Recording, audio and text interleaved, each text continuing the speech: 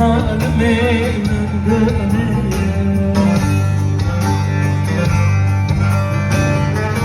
yekute canime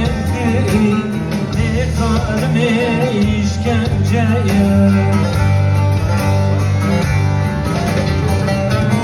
Herim kıda deste da herim kıda Herim kıda le zalimi herim kıda